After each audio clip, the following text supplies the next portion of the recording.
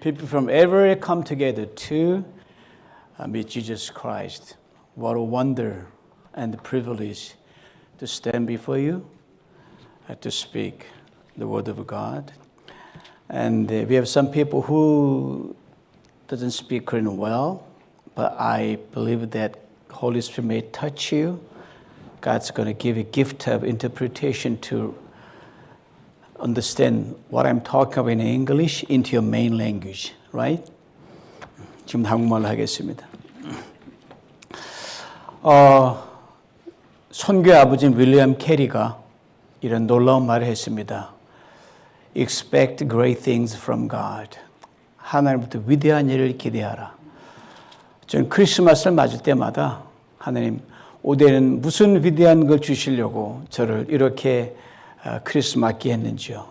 2022년 그때 하나님은 날씨를 바꾸셔서 크리스마스를 보내게 하셨어요. 작년에는 우리 쪽에만 햇빛이 비치게 하셔서 추위를 모면하게 하셨습니다. 올해는 뭘까? 우리 하나님, 그 하나님, 그건 제가 나중에 말씀드리겠어요. 후편에 말씀드리고, 그런 기대함으로 오신 여러분 하나님 축복하시고, 여러분 영광과 육을 온전케 한 놀라운 일이 있음을 기대하고, 우리 함께 사랑하는 자의 찬양을 부리며 한번 나가봅니다.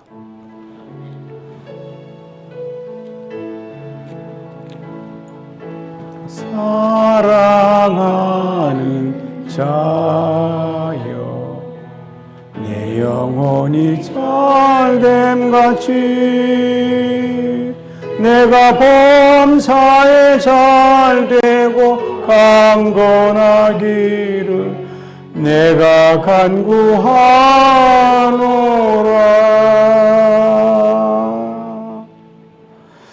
여러분 소망이 무엇입니까? 소망은 바라보는 겁니다. 소망은 기대하는 겁니다.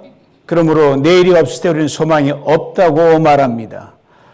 이런 우리 그리스도인들은 어제의 사람도 아니요, 오늘의 사람도 아니요, 내일의 사람입니다.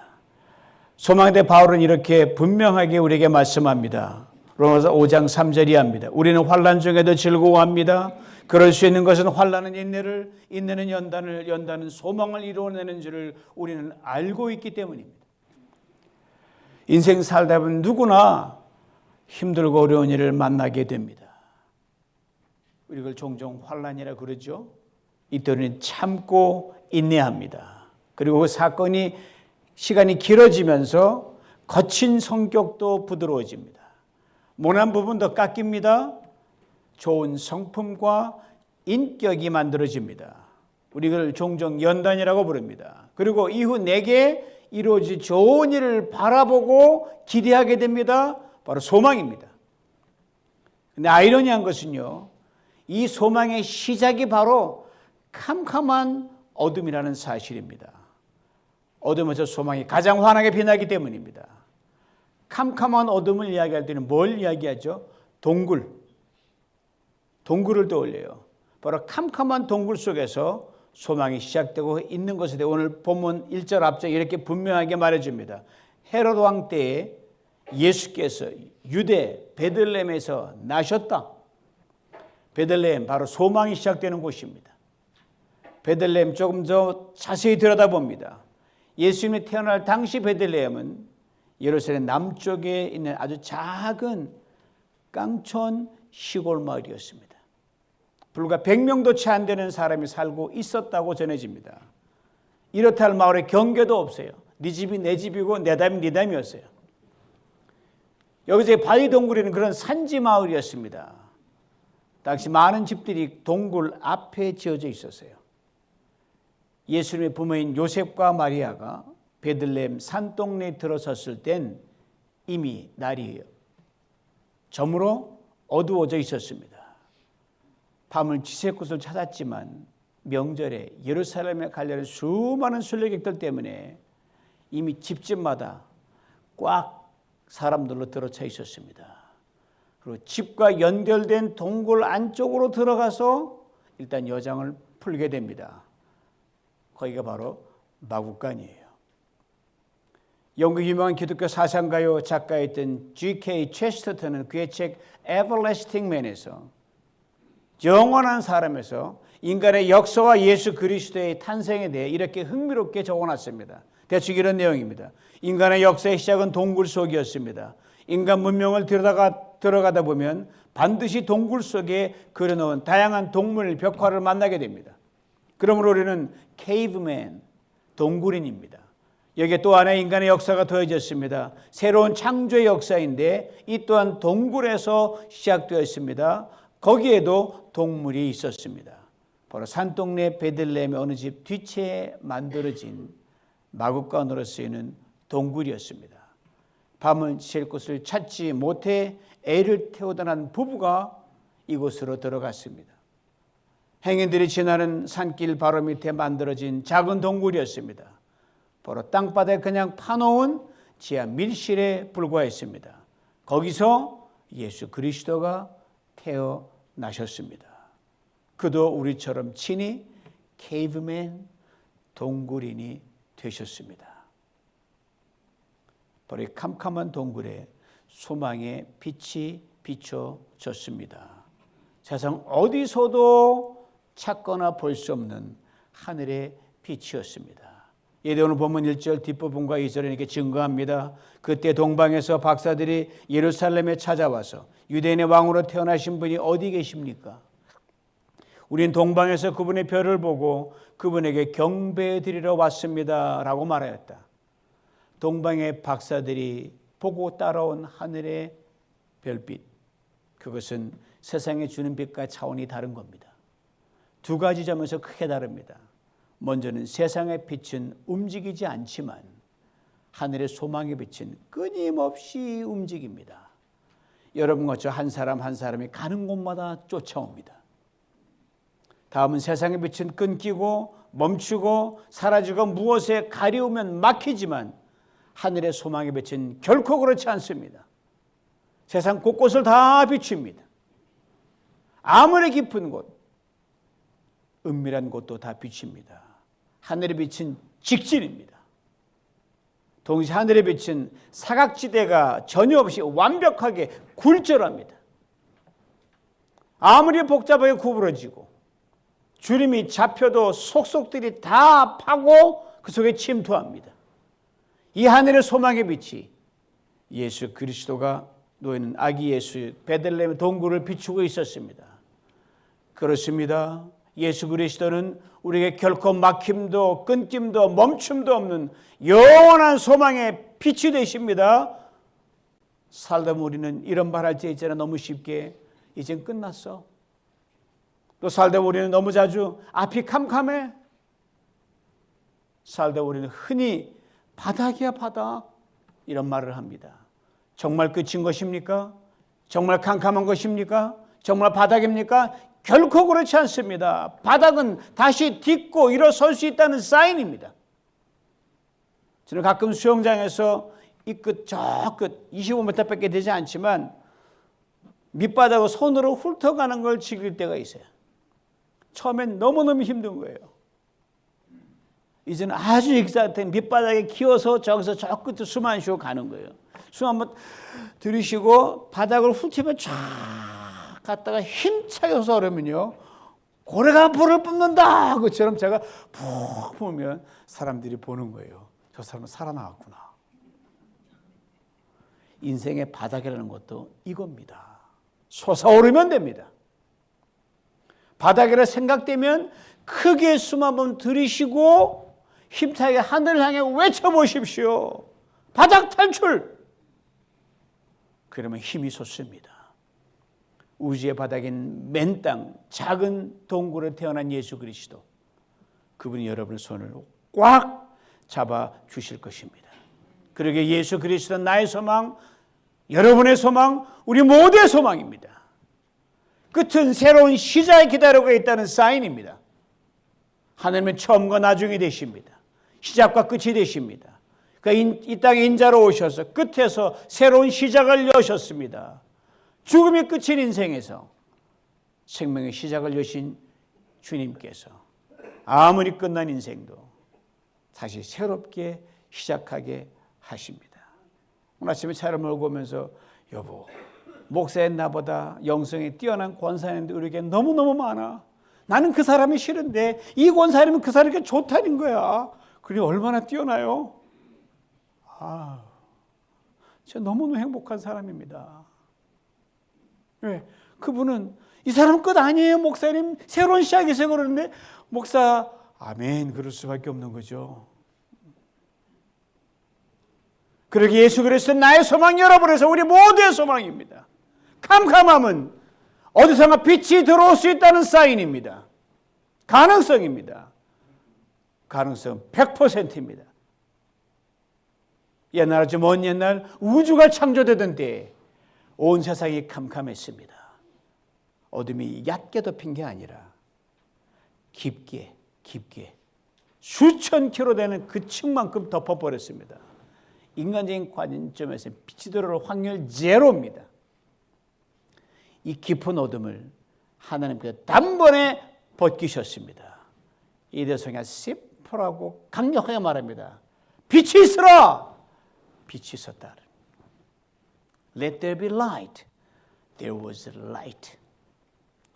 하나님의 말씀은 생명입니다.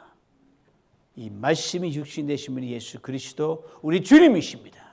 그러므로 예수 그리스도가 있는 곳은 언제나 빛입니다. 어둠은 물러가고 소망이 찬란하게 빛납니다. 이 예수 그리스도가 이 땅에 캄캄한 동굴에 사람으로 태어나셨습니다. 그리고 그 생명의 빛이 베들레헴의 캄캄한 동굴에 시작하여 온 세상을 비추었고 우리를 지금 비추고 계십니다. 어제는 계절적으로 가장 어둡다고 하는 1년 중 가장 어두운 동지를 맞았습니다. 윈터 솔스티스를 만났어요. 동트기 직전이 밤이 가장 길고 어둠이 가장 짙게 깔립니다. 이처럼 인생의 캄캄함이 가장 짙고 길어질 때가 바로 소망의 빛이 비추기 직전입니다. 아기 예수가 태어난 캄캄한 동굴, 이것은 당시 온 유대를 뒤덮고 있었던 민족의 역사적 암흑기였습니다. 유대는 당시 세계 최강 로마 제국의 식민지였거든요. 나라와 백성들의 삶은 바닥이었습니다. 그 어떤 기대도 가능성도 보이지 않는 끝이었습니다. 이들의 역사에서 가장 어두웠던 시간이었습니다. 예수 그리스도께서 이들에게 소망이 되셨습니다. 그러기에 예수 그리스도는 인생의 그 어떤 캄캄한 밤이라 할지라도 나의 소망이요, 여러분의 소망이요, 우리 모두의 소망입니다. 베들레헴 동굴에 비친 이 소망의 빛에 대해 오늘 보면 6절 이렇게 우리에게 증거합니다.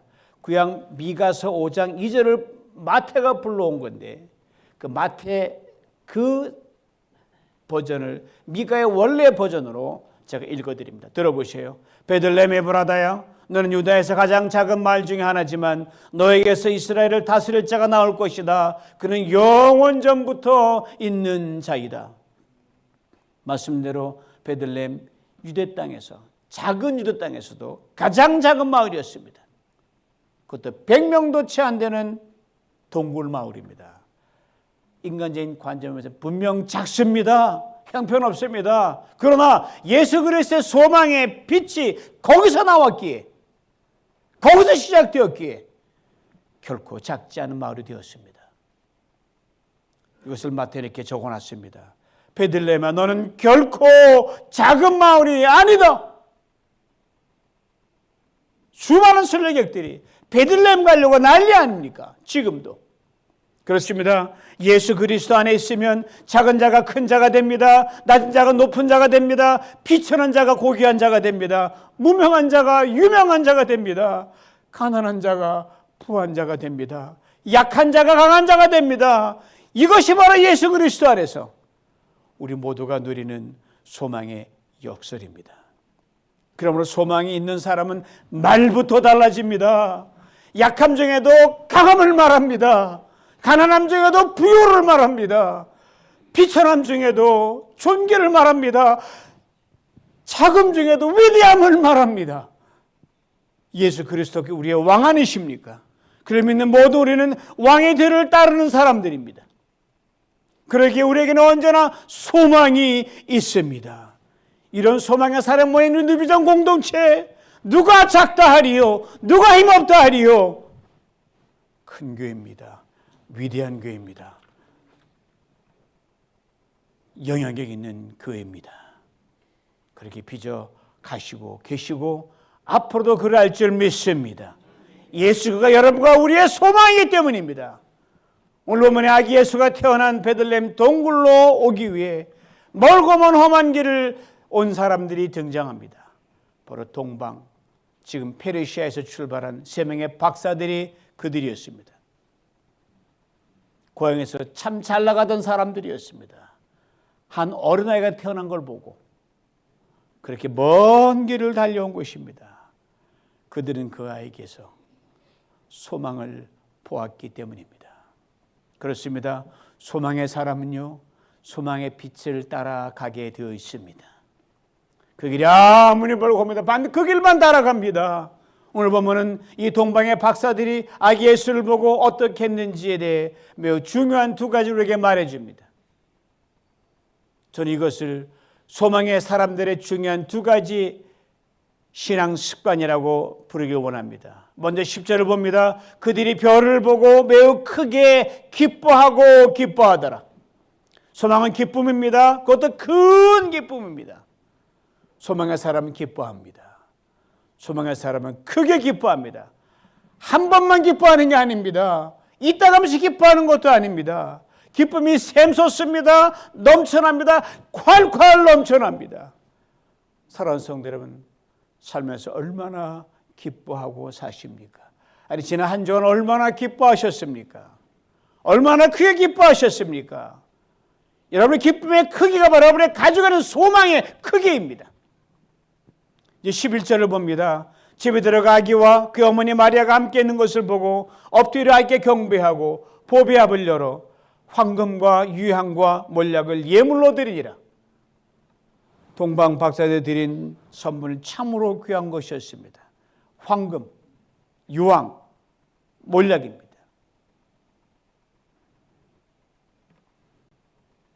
당시 사람들이 가장 값진 보물로 여겼던 보석 3인방입니다.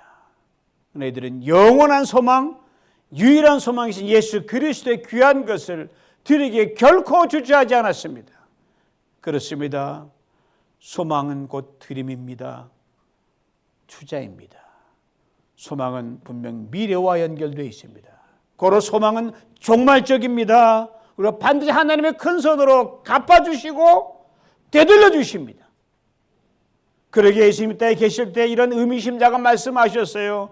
누구든지 내 이름으로 냉수 한 잔 대접한 사람 결코 그 상을 잃지 않으리라. Whoever gives even a cup of cold water in my name will by no means lose their reward. 오래전 유대 나라의 아사 왕에게 또 이 약속을 오래전에 하셨습니다. 너희 행위에는 상급이 있을지라. There's a reward for your work. 저는 이 말씀을 정말 리얼하게 경험했습니다. 소도 남겨두었던 2024년 크리스마스 기적을 이제 풀어가려고 합니다. 여러분 선곡 열심히 연습하셨죠? 너무 익사이팅해요. 제가 다 봤어요. 오니 목장 특별히 이번 선곡을 준비하면서 정말 열심히 모였습니다. 시간을 들였습니다. 이 바쁜 철에 가게 문도 닫았어요. 하루 매상이 얼마인지 모르지만 굉장히 큰 돈 같아요. 어두운 발길 운전도 마다하지 않고 불편한 분들 몇몇 제외하고는 전원 다 모였습니다. 그리고 몇 날 며칠 조금 과장하면 합숙하면서 선곡을 준비했습니다. 그리고 지난주 녹화까지 완벽하게 마쳤습니다. 제가 그 모든 과정의 증인입니다. 그런데 말입니다. 바로 다음날 월요일 아침 그 생생한 선극 장면이 들어있는 녹화 메모리 칩이 없어졌다는 소식을 목자 대신 지은숙 권사님께 들었어요. 전화 통화를 마치고 기도 동산으로 달려갔습니다. 올라가면서 이렇게 쉼 없이 기도했어요. 하나님, 이 칩이 어떤 것인지 아시지요. 없어진 칩을 돌려주세요. 잃어버린 칩을 찾게 해주세요. 이렇게 걱정 반 기대 반 속에서 올라가는데 한 50% 응답의 노랫말을 쓰더라고요. 잃어버린 세월을 찾을 수만 있다면 얼마나 좋을까 좋을까. 그날 제 심정이 그랬어요. 잃어버린 칩을 찾을 수만 있다면 얼마나 좋을까 좋을까. 그러면서 온유복장 목은 내려 얼굴이 쫙 스쳐가는 거예요. 그리고 이분들이 이렇게 화답하는 듯 했어요. 아, 난 참 바보처럼 살았군요. 왜 그렇지 않겠어요? 그리고 열심히 시간과 노력과 정성을 쏟았는데 칩을 잃어본 것을 알고 온유목장 목원들이 얼마나 속상해하고 있을까? 얼마나 실망할까? 아, 이렇게 잃어버릴 줄 알았으면 바보같이 괜히 시간 낭비하고 노력 낭비하고 정성도 연습했는데 이런 생각을 칠 수 있기 때문이거든요. 혹 저들 이분들이 야, 내년 선거 안 한다면 어떡하지? 이게 큰일인 거예요. 내년 또 선거합니다. 내년에. 그리고 그 칩 잃어버리지 않았습니다. 제가 찾았습니다. 기도 동산하고 있는데 응답을 받았어요. 지금 처음 고백합니다. 잃어버린 집 바로 여기 있습니다. 영상을 보시죠. 화면. 네, 그 집 하나님의 손에 있습니다. 여기 있다는 해서 우리들이 보기 전에 하나님이 먼저 보고 싶어 가져가셨어요.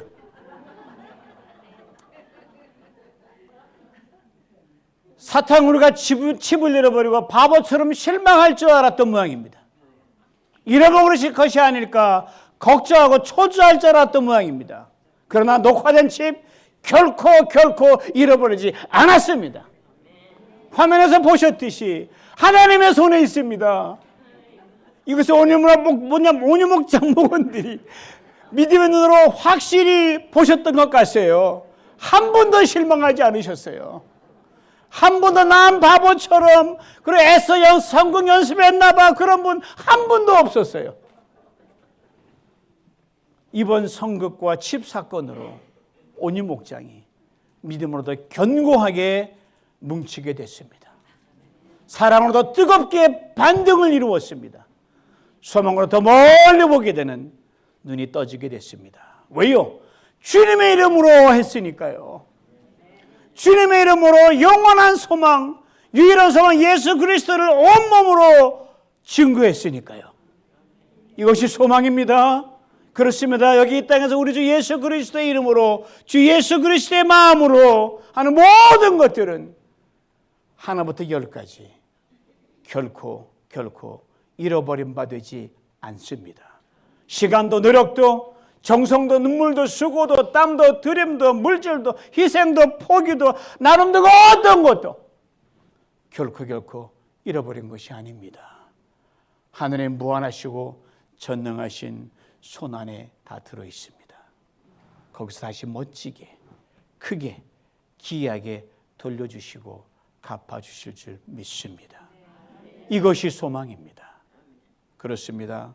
오늘 이후 예수 그리스도 영원한 소망, 유일한 소망으로 붙들고 살아간 여러분들의 인생 그 무엇 하나 손해됨이 없이 그 무엇 하나 잃어버리지 않도록 하나님께서 확실하게 책임져 주실 줄 믿습니다. 이 분명한 약속을 오늘 본문 우리에게 이렇게 증거합니다. 마지막 12절이에요. 들어보세요. 그들은 꿈의 헤로데게로 돌아가지 말라 지시하심을 받아 다른 길로 고국에 돌아가니라. 엄청난 약속이기에 결코 지나쳐서는 안 됩니다. 그들은 꿈의 헤롯에게로 돌아가지 말라 지시함을 받아 다른 길로 고국에 돌아가니라. 그들은 누구예요? 유일한 소망, 영원한 소망 예수 그리스도를 만날 꼭 붙들고 소망의 빛을 쫓아한 동방 박사들입니다. 꿈에 헤롯에게 돌아가지 말라 지시함 받았다 했습니다. 소망 쫓아가는 길 결코 평탄치 않습니다. 별 장애물이 다 있습니다. 헤롯 만나면 죽는 거예요. 사망이에요. 하느님 우리 앞길에 이리 가라 저리 가라 확실히 언로 사인을 주십니다. 그리고 다른 길로 피할 길 내셨습니다.